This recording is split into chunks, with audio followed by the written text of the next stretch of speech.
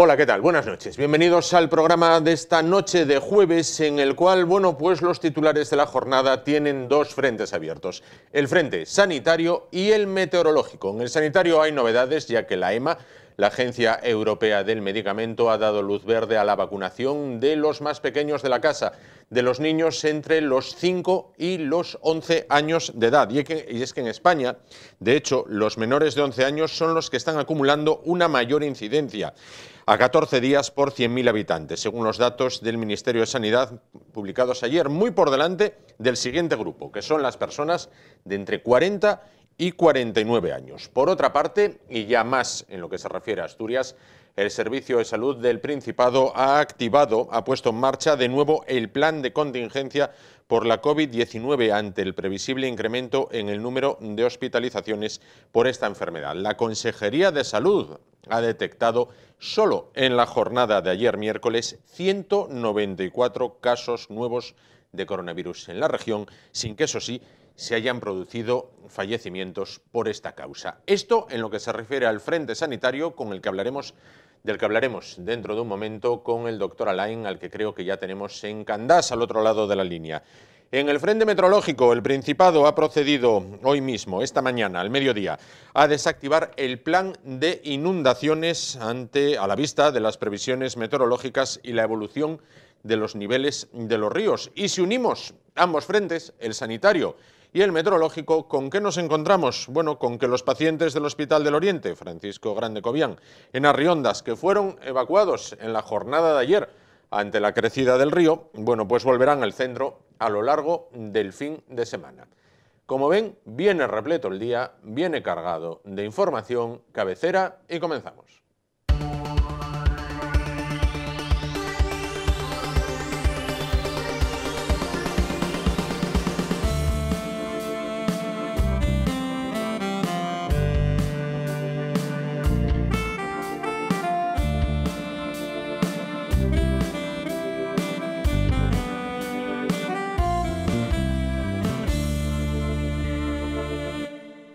Pues vamos a comenzar el espacio de hoy, como les decíamos, yendo al médico, porque en Candás ya nos espera el doctor Alain, con el cual, pues vamos a poder analizar lo que son los datos de la semana, diversas cuestiones y también estos que podríamos decir de última hora o de última jornada. Creo que ya lo tenemos al otro lado de la línea. Doctor, buenas noches.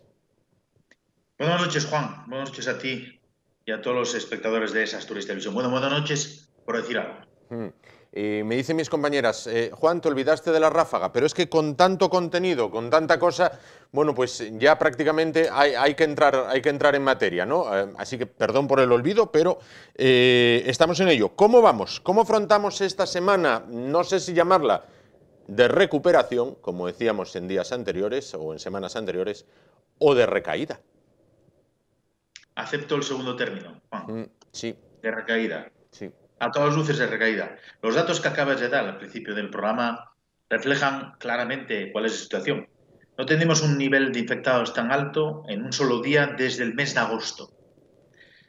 Lo que yo aquí venía a comunicarte y hablar contigo, sí, hace 2 semanas creo, cuando hemos vuelto otra vez a colaborar, sí, y a conectar desde Candás, ese aviso que desde algunas instancias europeas se decía que una posible sexta ola podía llegar a España cerca de Navidad, se ha adelantado y estamos viviendo ahora mismo, puede que en Asturias menor intensidad, pero en muchos sitios del mapa de España con mucha más intensidad esta sexta ola.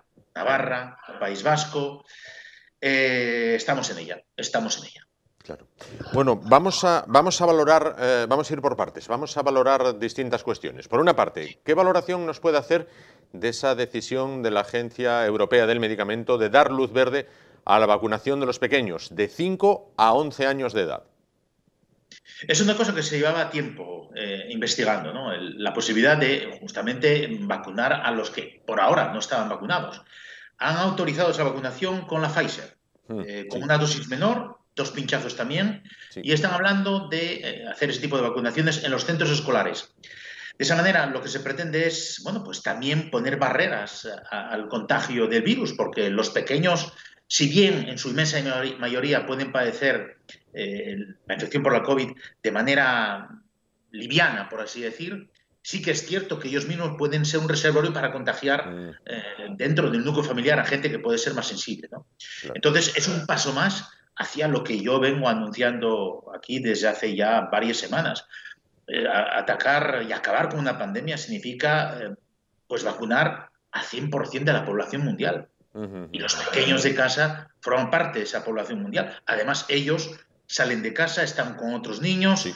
O sea, realmente yo creo que es la mejor manera de seguir intentando ganar la batalla contra esta pandemia. Claro. Bueno, más valoraciones le voy a pedir. El Principado activa de nuevo el plan de contingencia por la COVID-19 ante el previsible incremento del número de hospitalizaciones por esta enfermedad. Vamos a ver, sin ser chauvinista, en Asturias las cosas creo que se hicieron bien.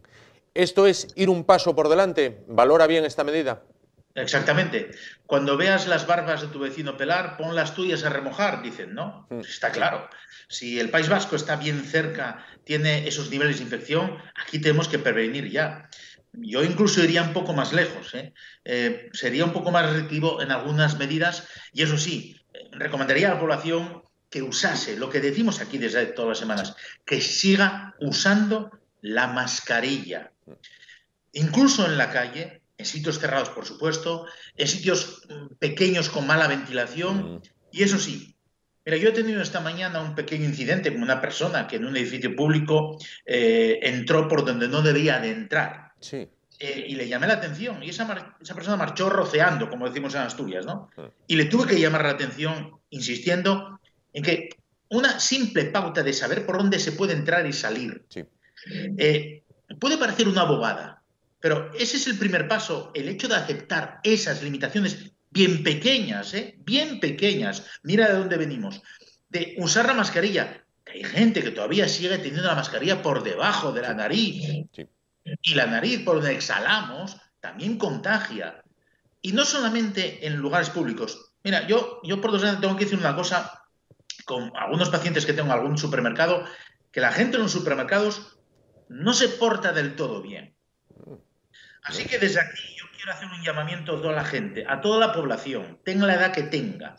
Sigamos manteniendo la mascarilla en condiciones óptimas. Sigamos respetando por dónde tenemos que circular y por dónde no. Sigamos, teniendo cierto respeto hacia la gente que está haciendo su trabajo. Y no solamente hablo del personal sanitario ni de las fuerzas de seguridad del Estado, sino la gente que trabaja en supermercados, que también están haciendo un esfuerzo sobrehumano y arriesgando sus vidas, más al principio, claro, pero también ahora para atender a toda la población. Seamos respetuosos, seamos honestos con la situación actual. Y ser honestos significa reconocer que debemos todavía mantener las normas y no son tan complicadas. Evitemos que esto vaya más y que tengamos que quedar en casa, como está pasando ahora mismo en Austria. Efectivamente. Y en Eslovaquia también, esta misma mañana, ha decretado el confinamiento total de la población. Más datos de los que decíamos al principio. Solo en la jornada de ayer, en Asturias, 194 nuevos casos, aunque eso sí, gracias a Dios, no hay que lamentar fallecidos. ¿Se disparan las hospitalizaciones? Se disparan, el porcentaje de ocupación de camas hospitalarias está creciendo, tal es así que ya en el Luca lo han hecho y en el Hospital de Cabueñes en San Agustín ya están acondicionando algunas plantas para casos COVID. Ahora mismo creo que el número de personas en la UCI, según los datos de ayer, son de 8, antes de ayer había 10, pero si hay gente en la UCI es gente que está en situación de gravedad. Esto parece el día de la marmota, sí. Pero es que lo es. Sí. Es que todavía no hemos vencido a la pandemia. Claro. Tenemos que seguir cumpliendo las normas. Tenemos que seguir siendo estrictos con las normas de comportamiento con los demás. Y esto va no solamente por el uso de la mascarilla. Yo en el telediario de hoy a mediodía he visto una cosa que me ha alucinado. He visto colas, en Madrid, los vacunódromos, como dicen, donde la gente va a vacunarse. Pero escuché a una persona diciendo, no, yo me tocaba. Como hay mucha gente ya vacunada, pues me toca a mí vacunarme también.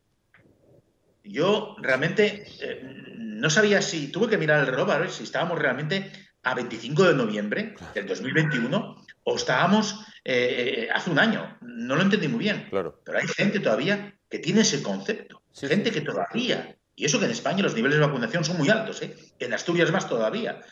Pero a nivel europeo, la cantidad de gente que se opone a las vacunas, los antivacunas, son realmente una cantidad tan importante de población que los niveles de vacunación, no digo en Alemania, sino en Rusia, por ejemplo, ellos que habían desarrollado la vacuna Sputnik, Sí. son realmente ínfimos. El 30% de la población rusa está vacunada. Son cosas que realmente a mí me preocupan. Me preocupan que la población mundial o en algunos sitios del mundo, o incluso aquí en España, hay gente que todavía no se haya dado cuenta que la única arma que tenemos contra la COVID es la vacuna. Claro, ahora quiero hacerle la pregunta un poco a la contra. Vamos a ver, ayer conocí una persona negacionista, ¿vale? Incluso estuve hablando con ella por teléfono, con esa persona, y me explicó sus motivos para no vacunarse, ¿vale? Si fuera una sola, tampoco sería muy grave, pero como bien dice usted, a ver los haylos. Entonces, ¿qué se puede hacer frente a esta tendencia? Pues hacer una cosa que por desgracia ya en Alemania están haciendo, vacuna obligatoria. Incluso es más, incluso es más. Mira, daba que soy con un equipo de fútbol, Bayern de Múnich. Sí. Que parece ser que había gente que no quisiera vacunar. Y Sí. bueno, ya el Bayern había decidido que algunos jugadores no iban a cobrar su sueldo. Pues hubo un brote estos días Sí, por sí. un jugador que, bueno, pues no quería vacunarse por motivos diversos. Pero hay un brote Sí. de 5 contagiados por ahora en el Bayern de Múnich. Cosa que le va a venir muy bien, por cierto, al Barcelona si se enfrenta con él en el último partido. Pero bueno, Sí. anécdotas aparte. Sí. Los negacionistas son, en parte, los que bueno, hacen imposible que la población mundial se vacune al 100%. Ahora me gustaría saber cuáles son los argumentos científicos, digo bien, científicos, que usa la persona negacionista, como la que habló contigo, para negarse a ser vacunada. Me gustaría conocerlos. Claro. Por lo menos para decirme, usted o ve muchas películas o lee muchos libros de ciencia ficción, pero eso no es así. Esto es una vacuna. No le van a inyectar ningún chip. Claro. Bueno, que a lo mejor los tiros van por ahí. El principal... Ni le van a tener controlado. Simplemente es una vacuna. El principal argumento que me daba, y con esto no quiero yo entrar en las tesis de esta persona, ni mucho menos, pero me decía, entonces, ¿por qué fallecen los vacunados? ¿Por qué hay tantos contagios si el 85% de la población está vacunada? Pues mira, se explica básicamente porque ahí está el tema. Las vacunas fueron desarrolladas de manera muy rápida. No cabe duda que en cuestión de unos meses se han desarrollado unas cuantas vacunas. Sí. Pero a lo mejor la eficacia de esas vacunas, aparte de no ser el 100%, hay una segunda componente. Y es que se está demostrando que cada mes que pasa, después de la segunda dosis, después de la última dosis de vacuna, por así decir, la cantidad de anticuerpos de nuestro cuerpo que produce contra el COVID va disminuyendo cada mes un 6% aproximadamente. Sí. Por eso las autoridades europeas que autorizan en algunos países el uso del pasaporte COVID dicen que ese pasaporte COVID solo tendrá una validez de 9 meses a partir de esta última dosis. Por eso, es decir, que hay mucha gente que se relaja y piensa que el estar vacunado, inmunizado, es per secula seculorum y frente a todo. Pues no. Lo que ya decíamos hace tiempo es que, bueno, pues habrá que vacunarse, ya lo decían algunos laboratorios, seguramente sea necesario una dosis de refuerzo. No, seguramente no, está más claro que el agua. Por eso están poniendo una tercera dosis a los mayores de 65 años, ahora lo van a bajar a 60, porque se está viendo que, bueno, sí, los efectos de la vacuna son buenos en principio, pero van perdiendo eficacia según van pasando los meses. Por lo tanto, a cabo de unos meses, pues somos tan sensibles como casi al principio de la pandemia. Claro. Por otra parte, como doctor, como médico, ¿es favorable al pasaporte COVID? Bueno, por lo que acabo de decir, sí, soy favorable porque el uso del pasaporte COVID, que por cierto, aquí en España tenemos un gran problema con el sistema judicial. En algunas comunidades se autoriza y en otras no. Aquí creo que vamos demasiado por libre, ¿eh? Creo que ahí el Estado, Ministerio de Sanidad, debería intervenir y aplicar la norma a nivel nacional, de tal manera que los tribunales no pudieran inmiscuirse en valoraciones científicas. Yo sí soy favorable al pasaporte COVID para entrar en sitios cerrados, pueden ser restaurantes, pueden ser gimnasios, pueden ser pues, salas de cine, salas de teatro, pero eso sí, con esa limitación que hay una caducidad a ese pasaporte COVID. Sí. Yo creo que es importante, por lo menos de esta manera, sí que los antivacuna se verían un poco situados donde tienen que situarse, fuera de la población normal y que se protege y que piensa no solamente en sí mismo, sino en los demás. Porque cuando nos vacunamos, no solamente nos protegemos a nosotros, protegemos a la gente de nuestro entorno. Eso es muy importante. Y a la gente de nuestro entorno que puede ser más débil, la gente que puede tener alguna patología o de edad avanzada. Por otra parte, a tenor de los datos, ¿no?, que veíamos y que comentábamos al principio, Austria ordena el confinamiento total, Eslovaquia creo que también esta misma mañana, en Alemania se están batiendo récord de datos. Bueno, no conozco la situación de Francia, Italia, Portugal y el Reino Unido, pero esto es un indicador de aviso de navegantes y ojito eran los desplazamientos navideños. Yo creo que sí. Yo creo que está muy claro. Esto todavía sigue de una manera importante. Algunos epidemiólogos dicen que la sexta ola en España no va a ser tan agresiva como en otros sitios, ¿no? Por varios motivos. Primero, por los valores de vacunación, los niveles de vacunación que son mucho más elevados. Y eso lo dice incluso algún virólogo especialista alemán. Los niveles de vacunación en España son mucho más altos que en otros países europeos. Son parecidos a los de Portugal. Además, la población ha hecho una cosa, en su inmensa mayoría, ¿eh? Ha mantenido la mascarilla a pesar de que nos han permitido quitárnosla al aire libre, y eso lo veo, y lo ves tú también en todas las calles, la gente que nos está viendo lo ve perfectamente. Yo cuando voy por Gijón, por Avilés o por Oviedo, o incluso por Candás, veo que la gente sigue con la mascarilla por la calle a pesar de mantener distancias, ¿no? Es una manera de prevenir muy acertada.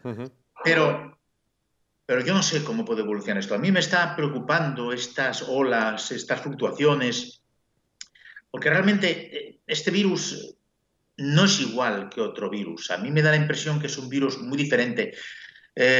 Toda la gente de la sanidad estamos pues alucinando un poco con estas olas sucesivas, con esta capacidad que tiene el virus, no solo de mutar, que es lo normal, sino de seguir infectando incluso gente vacunada, ¿no? Y a lo mejor gente que se relaja y que piensa que, bueno, no pasa nada, me quito la mascarilla aquí porque ¿estamos vacunados? Sí, yo también. ¿Tú también? Vale, nos quitamos la mascarilla.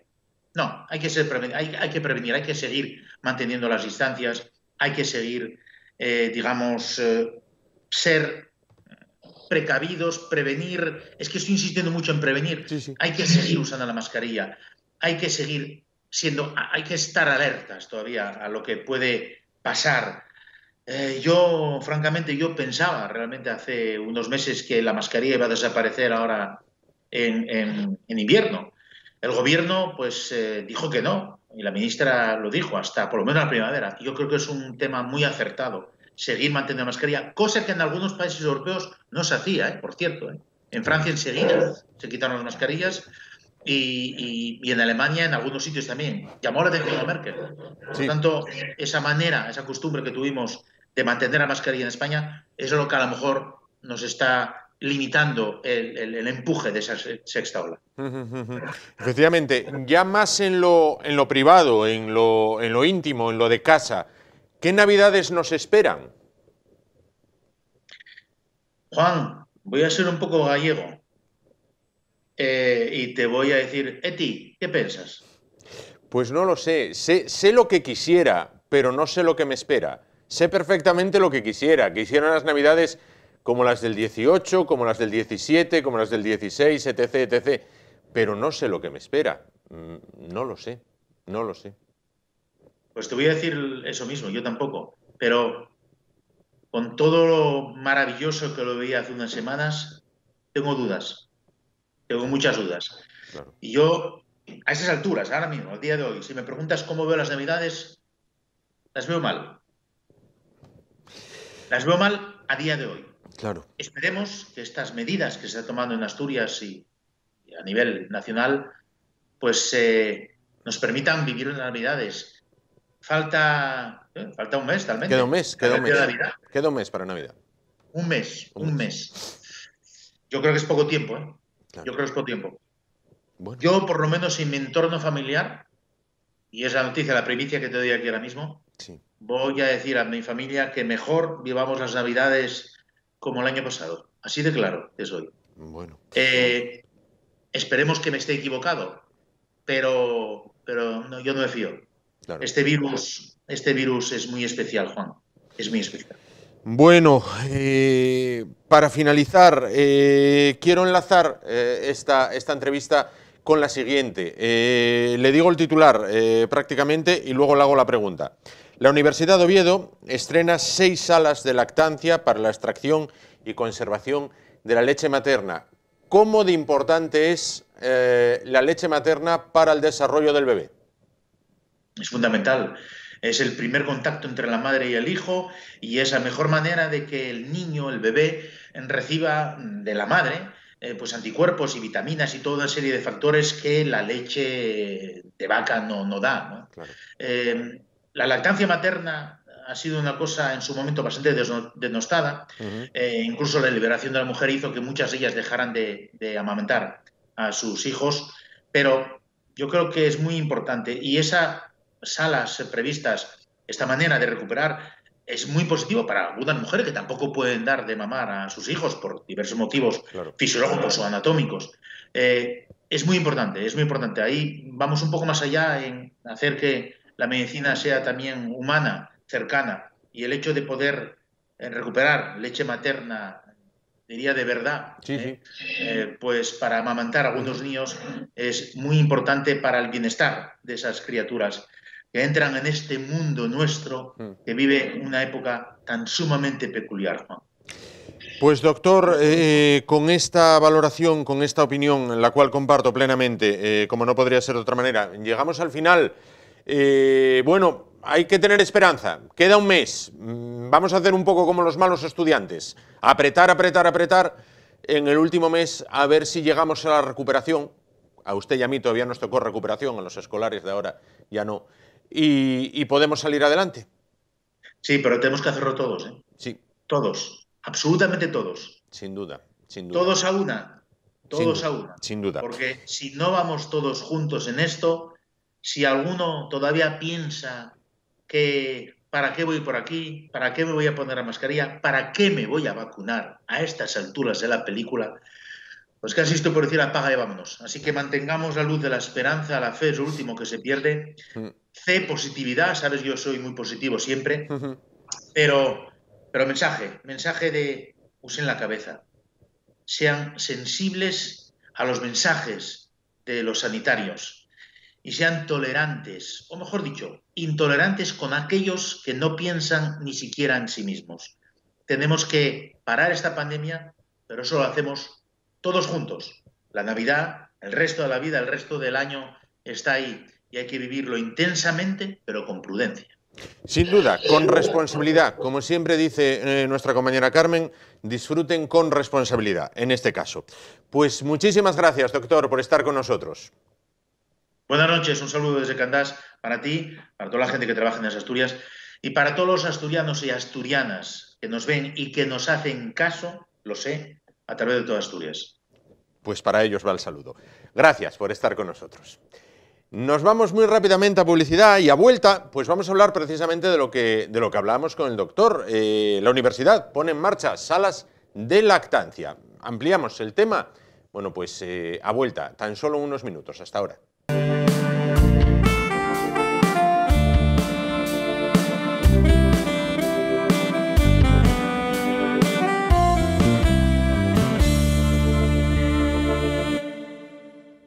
Bueno, continuamos el espacio de esta noche. Recién antes de los anuncios nos comentaba el doctor Alain las bondades de la leche materna. Bueno, pues precisamente la Universidad de Oviedo, tal y como les anunciábamos hace un momento, ha puesto en marcha 6 salas de lactancia en los distintos campus con los que cuenta a lo largo y ancho de nuestra comunidad autónoma. Una iniciativa pionera de nuestra universidad Y para ampliar esta información, creo que ya tenemos al otro lado de la línea a la directora del área de igualdad de la propia universidad. Ella es Paz Menéndez. Paz, buenas noches. Hola, buenas noches. ¿Qué tal? Encantado de que esté con nosotros. Medida pionera entre las universidades españolas. ¿Qué objetivo persigue la puesta en marcha de estas 6 salas de lactancia? Bueno, es un compromiso que asumimos en el marco del segundo Plan de Igualdad de la universidad que firmamos y publicamos en junio de este año y que tiene como uno de sus ejes implementar una política de prevención de riesgos laborales con perspectiva de género. Es decir, tener en consideración la salud laboral, pero con particular entendimiento de las singularidades de las mujeres. Claro, claro. Y ese es el objetivo de las salas. Bien. Facilitar la lactancia materna de las mujeres trabajadoras. Estas salas, ¿en qué partes de la universidad, en qué campus, en qué aularios, en qué infraestructuras están ubicadas? Bueno, pues tenemos una sala en cada campus, en los 3 campus de Oviedo, en Gijón y en Mieres. Lo que pasa que en el campus del Cristo, como es un campus amplio que tenemos dividido en 2 áreas, hemos pensado que lo más adecuado para evitar desplazamientos es habilitar 2 salas. Entonces hemos habilitado una en el edificio de medicina y otra en el aulario de Derecho y Relaciones Laborales. Claro. ¿Para qué mujeres está destinado? ¿Quiénes son las que lo van a poder utilizar? Bueno, en principio, como decía al comienzo, es una medida del Plan de Igualdad. Luego está destinada esencialmente a las trabajadoras, ya sea personal docente, ya sea investigador, ya sea el personal de administración y servicios. Y también hemos considerado estrictamente necesario extenderlo a las mujeres de contratas. Las contratas de la universidad, por ejemplo, limpieza, jardinería, seguridad. Este tipo de contratas que tengan empleadas a mujeres que han dado a luz y quieren mantener la lactancia materna podrán hacer uso igualmente de las salas de lactancia. Estas son las destinatarias, digamos, por naturaleza, pero obviamente las alumnas que puedan estar en esta situación, lógicamente deben poder hacer uso también de estas salas, con lo cual están a su disposición igualmente. Correcto. ¿Cómo vienen equipadas estas salas? ¿Con qué cuentan? Bueno, cuentan con lo necesario para poder facilitar la extracción y conservación de la leche materna. Es decir, cuentan con un sillón ergonómico diseñado para facilitar la comodidad de la mujer que va a extraerse la leche, y cuentan con una conexión eléctrica para los casos en los que la mujer se extrae la leche con un aparato eléctrico, un sacaleches eléctrico, y cuenta también, imprescindible, lógicamente, con una nevera para garantizar el sistema refrigerado de la leche, de manera que la mujer se extrae la leche, la guarda en la nevera, vuelve a su puesto de trabajo y cuando ha terminado su jornada pasa por la sala de lactancia, coge su leche y vuelve a casa. Entiendo que hay una persona... Sí, perdón, le había interrumpido. No. Digo que de esta forma puede mantener un ritmo adecuado de extracción de la leche que impide o que minimiza las posibilidades de patologías ligadas a la lactancia materna. Claro. Entiendo que hay una persona responsable por cada sala encargada de mantenerla y del etiquetado para no confundir una leche con otra y demás, ¿no? Bueno, eso yo creo que no es necesario porque cada mujer tiene su propio extractor de leche, el envase en el que vaya a conservarlo y puede etiquetarlo perfectamente. Eso.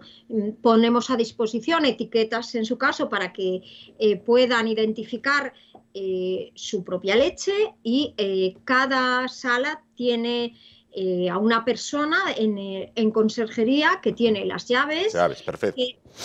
Claro, la persona que quiera utilizar, la mujer que quiera acudir a la sala de lactancia pasa por conserjería le abre la sala, cada sala tiene un pestillo interior para garantizar la absoluta intimidad de las mujeres. Cuando ha acabado, sale y avisa en conserjería y la persona que esté en conserjería cierra nuevamente la sala.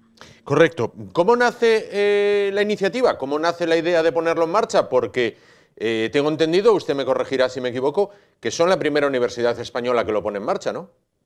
Bueno, a ver, hay otras universidades que tienen salas, yo no tengo certeza si son 4 universidades en todo el país que tienen salas de lactancia, quizá diseñadas con otra idea, sí. Más con la posibilidad de la lactancia materna directa, de que si se lleva al niño en un determinado contexto se pueda ahí dar de mamar al menor.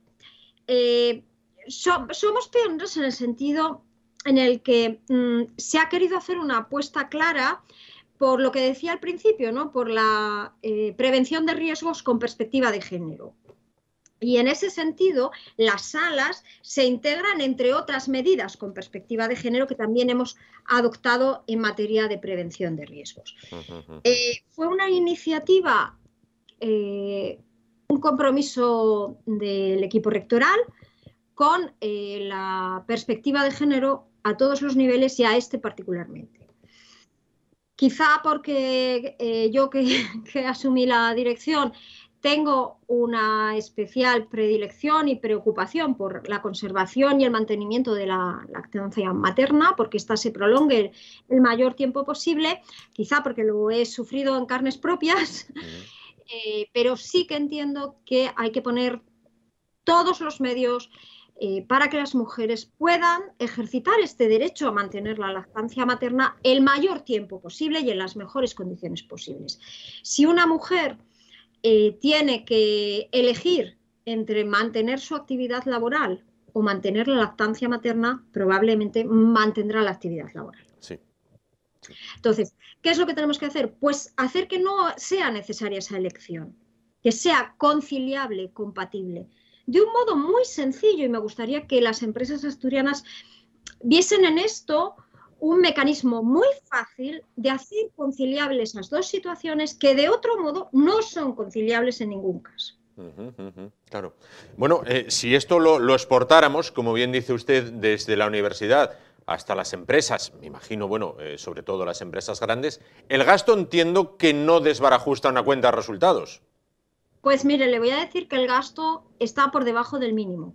O sea, no es un gasto mínimo, es un gasto ínfimo. Claro. Porque cuanto más grande sea la empresa, más fácil es que tenga un pequeño habitáculo, si es que el habitáculo ha de ser pequeño necesariamente, porque un espacio demasiado grande queda desangelado a estos efectos. Entonces necesitamos una sala pequeñita, reducida, higiénicamente aceptable, bien preservada higiénicamente, y simplemente hace falta un sillón, una nevera y una conexión eléctrica. Y ya está, no hace falta nada más. El gasto que puede suponer eso, pues no creo que llegue ni a los 300 euros. No creo, no parece. Bueno, dentro de esas medidas que se están tomando dentro del área de igualdad con el nuevo equipo de gobierno de la Universidad de Oviedo, ¿cuál será la siguiente? Bueno, pues ahora tenemos varias cosas en mente. Tenemos que actualizar el protocolo de prevención frente al acoso para, bueno, pues para hacerlo más ágil, más práctico, darle difusión.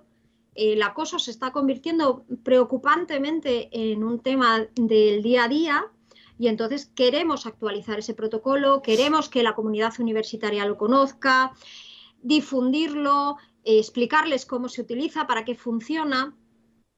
Y luego tenemos en mente también algunas medidas que faciliten más la conciliación, pues a llegar a acuerdos, a conciertos con ludotecas o centros de atención a mayores, para que el personal de la universidad pueda llevar allí a sus menores o a sus mayores cuando haya alguna actividad académica fuera de las horas ordinarias de horas escolares o horas de atención a mayores. Claro. En eso estamos. Correcto. Para finalizar con el tema de las salas de lactancia, ¿esto, la idea viene exportada de universidades de otros países o esto funciona ya de manera regular en otros centros, más allá de nuestras fronteras? Bueno, no, viene exportada, en realidad, viene exportada de mi experiencia profesional. Viene exportada de los años que yo pasé de letrada en el Tribunal Supremo, viendo cómo las mutuas no conseguían entender esta problemática y las mujeres en estas circunstancias tenían que optar por suspender su contrato de trabajo. Entonces, después de darle muchas vueltas, me pareció que esta solución, Sí. que en realidad la apunta la propia jurisprudencia, es una solución que se lee sin ningún problema en la propia jurisprudencia, era una forma sencilla y fácil de solventar un posible problema y, desde luego, de evitar las tan temidas mastitis. Claro, claro.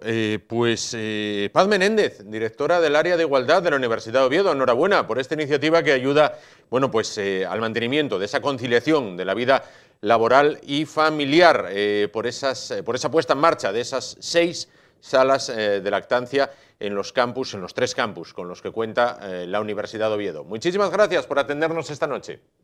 Muchas gracias, buenas noches. Gracias a usted. Bueno, pues ya lo saben, conciliar es el objetivo, conciliar la vida laboral y familiar de las mujeres que prestan servicio o que desarrollan su labor en la Universidad de Oviedo, desde las profesoras hasta las alumnas, en este caso pasando por todo el personal administrativo, de servicios y también las contratas. Nos vamos a publicidad en un momento, estamos de vuelta para hablar de un tema que está acaparando, bueno, pues muchos titulares en prensa y muchos minutos en televisión. ¿Qué está ocurriendo muy lejos de nuestras fronteras? En una frontera, la que está entre Polonia y Bielorrusia. ¿Qué es lo que está ocurriendo allí? ¿Cuáles son las claves de este conflicto? En un momento estamos de vuelta y se lo contamos. Hasta ahora.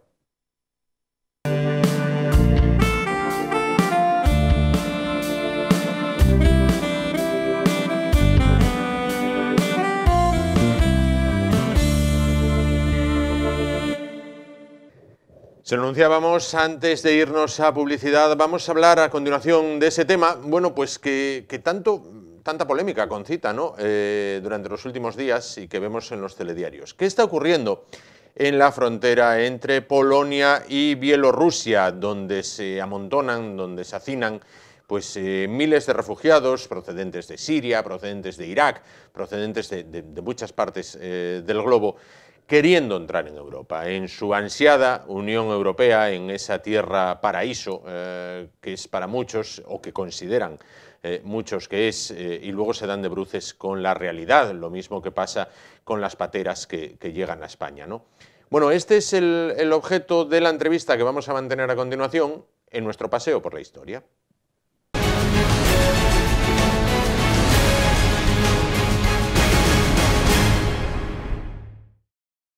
Paseo por la historia que, como siempre, nos damos con el profesor de Historia, valga la redundancia, José María Rodríguez. ¿Qué tal? Buenas noches. Hola, buenas noches. Bueno, pues entonces, frontera caliente, frontera tensionada, sí, tremendamente tensionada, durante estos días entre Polonia, que es Unión Europea, y Bielorrusia, que es un estado, podríamos decir, satélite de Rusia. Sí, poco le falta ya para integrarse. ¿Qué pasa en Rusia? Bueno, a ver, pasan muchas cosas, pero esa frontera, como tú dices, no es caliente ahora, lleva siendo caliente, bueno, pues desde prácticamente toda la vida, podemos decir, pero bueno, toda la vida no, desde que cayó el telón de acero y se desintegró la URSS, bueno, esas zonas siempre fueron conflictivas, ¿verdad? A ver, tenemos que hacer un poco de historia, aunque no queramos, primero, sabemos que, bueno, tenemos a Polonia integrada en el bloque occidental, integrada en la OTAN, integrada en la Unión Europea, pero luego está su vecino incómodo, peligroso, que es Bielorrusia, que es decir, por extensión, Rusia, ¿vale? Bielorrusia, bueno, sí se separó de Rusia cuando se desintegró la Unión Soviética y se desintegró aquello que vino después, que era la CEI y tal, pero de todos aquellos viejos territorios que formaban parte del Imperio Soviético, es el que mantiene relaciones muy estrechas con la madre Rusia, podemos decir, y yo creo que incluso están hasta en proceso de unión. De volver al seno materno, ¿no? Sí. Lo que pasa que tienen ahí un dictador, el llamado el último dictador de Europa, lleva ahí ya más de 20 años, Lukashenko, y bueno, ese señor, bueno, pues no le importa cometer las mayores barbaridades, con total desfachatez, ¿verdad? Y ¿Con tal de congraciarse con Putin o a las órdenes de Putin? Bueno, da igual, quiero decir, él puede, digamos que es un peón de Putin, puede serlo, que actúa por cuenta propia y luego a posteriori Putin lo respalda porque él conviene a sus intereses, pues a lo mejor también. Yo casi estoy ya más por pensar que, bueno, le puede tener alguna iniciativa por su cuenta, pero en última instancia es lo que se llama ahora un proxy, una especie de peón que Rusia, Putin, puede mover, ¿verdad? Sí. Y Lukashenko, que es el que manda en Bielorrusia, es un hombre que por sus declaraciones sabemos que él dice que el coronavirus se combate con 3 medidas. 1, haciendo ejercicio, 2, bebiendo vodka y 3, trabajando en el campo. Ya. Bueno, a ver, yo te cuento digamos, la sucesión de hechos que ocurrieron ahí desde el 2020. Él lleva ahí ya hecho un dictador, bueno, toda la vida, ¿no? Pero bueno, últimamente en el 2020 hubo unas elecciones en las cuales él se quiso perpetuar en el poder que fueron especialmente escandalosas, por lo fraudulentas, ¿vale? El fraude era, vamos, evidente, ¿no? Y entonces la Unión Europea denunció ese fraude, no lo reconoció, y él entonces, pues en ese momento ya se molestó con la Unión Europea, y la Unión Europea le implantó las primeras sanciones. Él entonces a continuación, bueno, hubo protestas contra su régimen, reprimió brutalmente las protestas, hubo exiliados, él también, bueno, encarceló, hay presos políticos entre los opositores de Bielorrusia, y llegó al atrevimiento de secuestrar aquel avión de Ryanair en el cual viajaba un periodista que era, bueno, crítico con su régimen, un avión que procedía de Atenas. Bueno, pues envió a sus cazas, lo obligaron a aterrizar, inmediatamente entraron en el avión las fuerzas de seguridad y detuvieron a aquel periodista y ahora está encarcelado. Entonces la Unión Europea incrementó las sanciones contra su régimen y tal. Y entonces él ahí, bueno, pues se juró que de alguna forma iba a vengarse de la Unión Europea por eso. Y entonces la forma, además lo dijo así claramente en una ocasión, que iba a devolverle el favor a la Unión Europea en forma de enviando narcotraficantes e inmigrantes. ¿A qué frontera? A las fronteras de los países vecinos con él, que también están en la Unión, Polonia, Letonia y Lituania. Y eso hizo ya a partir del año pasado. Y durante todo el verano y durante todo el año pasado, bueno, durante todo este año, quiero decir, ya está habiendo intentonas de entrada en la frontera por parte de inmigrantes que él trae de Oriente Medio o de África incluso. Hablamos de inmigrantes llegados de Camerún, de Congo, de Irak o del Kurdistán iraquí, de Irán, de Siria y de Afganistán. Y a través de una red que él ha creado, a través de una red de empresas turísticas que él manipula, y con la colaboración de aerolíneas de varios países, la propia aerolínea de Ucrania, la propia aerolínea de Rusia, las aerolíneas turcas y de Dubái. Y también con el apoyo de los servicios exteriores de Rusia, de Putin. Claro. Todo eso es una operación perfectamente orquestada. Y llegan los miles de inmigrantes, los vuelos aterrizan o bien en Minsk o bien en Moscú. Directamente en Moscú, ya te digo. Y luego son conducidos en expediciones de autocares hacia los puntos de paso de la frontera. Y la frontera polaca. A la frontera polaca, no solo a la polaca. Empezaron siendo dirigidos a la frontera de Lituania y Letonia. Pero allí ya... Eso no fue evidente hasta no hace mucho, pero ya lleva pasando hace unos meses. De hecho, los polacos, bueno, ya en lituanos y polacos ya en agosto ya declararon el estado de emergencia. Lo que pasa es que, claro, la oleada se hizo masiva y saltó a los medios estas últimas semanas.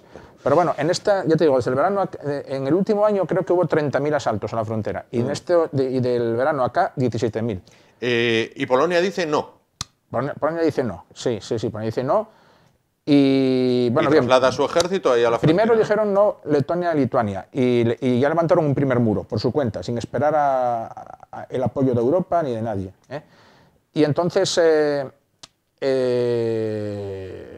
Lukashenko dirigió, digamos, el grueso de los inmigrantes ya no hacia Lituania, sino hacia Polonia. Precisamente en ese sitio tan singular que es el bosque de Białowieża, ese parque natural que comparten entre los dos países y tal, ¿no? Y sí, ahí Polonia se puso seria y envió entre soldados y guardias de frontera y policía 15.000 hombres. y bueno, levantaron las concertinas y tal, eso que podemos ver por las imágenes, y están parando prácticamente todos los intentos de asalto. Lo están parando como pueden, bueno, pues por la fuerza, mediante empleo de gases, mediante medios no letales de momento. Y preguntas rápidas. Vamos a ver. Tanto Bielorrusia como Rusia mandaron tropas a la frontera a hacer unos ejercicios, a hacer unas maniobras. Bueno, es en la clásica maniobra, sí. Polonia mandó también los suyos. Táctica de intimidar y de presionar y de subir la tensión. ¿Esto es un ejercicio o hay riesgo que se pierda un tiro? A ver, hombre, yo de momento creo que no debería perderse un tiro. Los rusos, lo pasa claro, los rusos presionan, además han enviado hasta sus bombarderos y todo, a hacer vuelos rasantes por ahí, a hacer maniobras de bombardeo cerca de la frontera y tal, a ver si así intimidan a los polacos. Y por extensión a la OTAN. Tú date cuenta que no lejos de allí, en Letonia, en esa, que eso también es zona caliente, la OTAN tiene, y nosotros tenemos, digo nosotros España, fuerzas destacadas allí. Eso iba a preguntar, ¿qué hacen los soldados españoles en el Báltico? A ver, forman parte, primero, solos no hacen nada, forman parte de la OTAN, y forman parte de la respuesta de la OTAN a ese desafío de Putin a los países bálticos. Es una forma de decirles a los rusos que, bueno, no vengáis por aquí porque si atacáis a los países bálticos, la OTAN responderá y estamos aquí para defenderlos. Y hay ejército del aire y ejército de tierra, ¿no? Sí. Hay fuerzas blindadas y destacamento de cazas, que claro, es que estos países bálticos encima no tienen casi, digamos, fuerza aérea propia para defenderse, entonces cada poco sufren incursiones de los bombarderos rusos y tal, y tienen que salir los aviones de la OTAN de vez en cuando, españoles, a interceptar a los aviones rusos que pasan por allí y tal. Bueno, los polacos dicen que por allí no se pasa y piden amparo a la Unión Europea, a la que pertenecen. ¿La Unión Europea qué dice? Bueno, mira, yo te voy a decir una cosa, la Unión Europea esta vez se ha puesto menos de perfil de lo que habitualmente hace. Porque en otras ocasiones, bueno, pues yo diría casi que dejaba a los países un poco que forman parte de ella, y por ejemplo nosotros los dejaba bastante a su suerte, como ocurrió con nosotros múltiples veces. Pero bueno, esta vez quizás los polacos esperaban más apoyo en la Unión Europea, no han tenido todo el apoyo que ellos querían, pero tampoco los han dejado tan tirados como otras veces. Me refiero, desde el principio ya hubo unanimidad en acusar, en señalar al culpable, primero, que es Lukashenko, y decir que esto que no era una inmigración espontánea, sino que era una inmigración orquestada y un acto de agresión, un acto de estos de guerra híbrida, que tantos, bueno, a ver, la misma clase de guerra híbrida y maniobra que efectuó Marruecos contra nosotros, no hace tanto, bien. Entonces eso, y luego también señalan a Putin, Lo que pasa es que, bueno, ya no lo señalan tan directamente, y la Unión Europea ha tenido unanimidad en esto, creo. La OTAN, bueno, también, en un segundo plano. Donde no veo yo tanta unanimidad es en los medios de comunicación, que tenían que estar denunciando esto todos los días en voz bien alta y pasa un poco desapercibido. Si te quieres enterar, tienes que leer los periódicos un poco entre líneas y, bueno, y entresacar la noticia. Dice el refrán que el gato escaldado del agua caliente huye. Los polacos ya saben lo que es que les prometan ayuda, les dejen en la estacada. Sí. Entonces ahora dicen, bueno, pues yo me voy a defender. Si me ayudan, me ayudan, y si no, yo me defiendo. Ellos dicen que son la puerta de Europa, en esa zona sí lo son. Entonces, y es sabido que los inmigrantes que son lanzados contra esa valla, en teoría no quieren quedarse en Polonia, en teoría se dice que quieren llegar a Alemania, Bélgica, Holanda, Francia y tal. Pero bueno, ellos están actuando ahí como decía en la película aquella de Algunos hombres buenos, como los guardianes del vallado. ¿Entiendes lo que te digo, no? Pero Polonia lo tendría más fácil, podría dejarlos pasar y línea directa hacia Alemania. Sí, en teoría podría hacer eso, pero no quiere quizás sentar ese precedente. Polonia es un país celoso de sus fronteras y quiere que sus fronteras se respeten, aunque luego los inmigrantes lo usen como ruta de paso. Pero claro, es que los polacos vieron tantas veces pisoteadas sus fronteras. Tenemos que acordarnos de cómo empezó la imagen icónica de la Segunda Guerra Mundial, con los soldados alemanes arrancando las señales de la frontera polaca. Y lo que decía, les prometieron ayuda y no llegó. En aquel momento no llegó. Ahora los polacos piden ayuda para construir un muro, pero un muro de verdad, no unas simples concertinas, un muro sólido, y la Unión Europea parece que no quiere. O sea, la Unión Europea, bueno, como siempre tiene varias voces, la presidenta de la Comisión, que yo creo que es la que más corta el bacalao ahí, que es Ursula von der Leyen, bueno, se negó olímpicamente. Ya dijo que no, yo muros nada y tal. No quiero que con un solo euro de los impuestos comunitarios se sufraguen muros ni vallas y tal. Bien. Pero, por ejemplo, Charles Michel está más abierto a que Polonia. Y luego, dentro del Parlamento Europeo, pues el Grupo Popular... Hay que hablar también de esa pobre gente, que son los que están allí en el bosque tratando de llegar. ¿A estos qué futuro les espera? ¿Vuelta a casa? A ver, se dice que Lukashenko que ha empezado a dar pasos atrás. Yo no me lo acabo de creer. Que ya ha habido algún vuelo de repatriación a Irak y tal. No me consta que hubiera habido muchos más.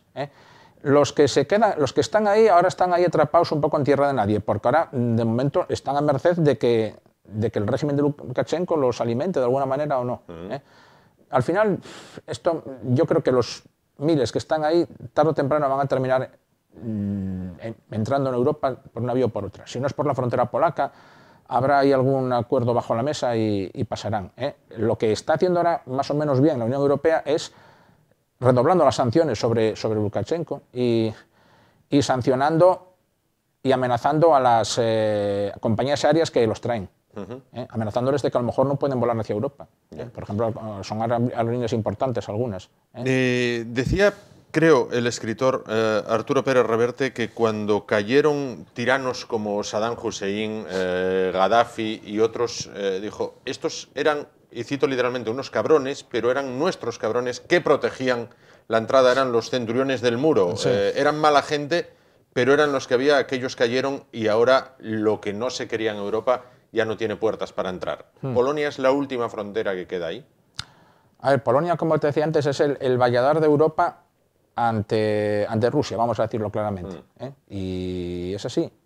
Es que está donde está situada. Luego, para encima, es un país que tiene la desgracia de no tener obstáculos naturales, y ellos saben bien lo que son las invasiones. Y Polonia es un país que, por desgracia, para ellos casi no pasa un siglo entero sin que sea plenamente independiente. Si no es dominada por los alemanes, bien en la época imperial, bien en la época nazi, o lo fue por los rusos soviéticos. Entonces es así. Es difícil. Bueno, quien hila más fino traslada esto como una mera cortina de humo hacia lo que ocurre en Ucrania, en la frontera de Ucrania con Rusia, nos vamos un poquito más al sur, en la zona que llaman del Donbass, una zona que ya los soviéticos de la gran sovietería ya reclamaban para ellos. Vamos a ver una foto de la época, un cartel soviético de la propaganda de Stalin de la época. Ahí lo tenemos. Bueno, ¿esto qué es? Eso es el Donbass. Ahí donde está el corazón del que parten las arterias, esto es el Donbass. Esto viene a ser una región como ¿qué? ¿Como media España de grande? No, tanto no, pero bueno, como varias comunidades autónomas nuestras. A ver, tú decías antes, hay que primero aclarar, lo de cortina de humo. Bueno, sí, yo ya he oído analistas y tal que dicen que todo esto que está pasando en la frontera esta entre Polonia y Bielorrusia con los refugiados y tal, que puede ser, como dicen los rusos, una maskirovka, una especie de maniobra de ocultación o de distracción. No te sabía ruso parlante. De distracción, maskirovka, mascarada. Vale, no, si la raíz es la misma. Qué sutil. Bien, y en esas maniobras de desinformación y de ocultación, los rusos fueron siempre expertos. Unos fenómenos. Antes y después de la era soviética. Bueno, porque para ocultar sus verdaderas intenciones que están ahí, lo que le importa a Putin no es los inmigrantes en Bielorrusia, es el Donbass. Entonces, a ver, el Donbass forma parte de Ucrania. Y Ucrania antes formaba parte de la Unión Soviética. Correcto. Y bueno, a ver, todas esas zonas, como todos los territorios de la Unión Soviética, ahí hubo muchos movimientos de población, forzosos, casi todos. Stalin movió de arriba abajo la población por millones de personas por toda la URSS. Y entonces ahí el Donbass es la zona minera e industrial de Ucrania, y era una de las zonas más mineras e industriales, era uno de los corazones industriales de la URSS. Ahí hay minas de carbón, bueno, son conocidas, y viejas siderurgias y tal. Y es cierto que ahí hay dos distritos, el distrito de Oblast, que llaman ellos, el distrito de Lugansk y el distrito de Donetsk.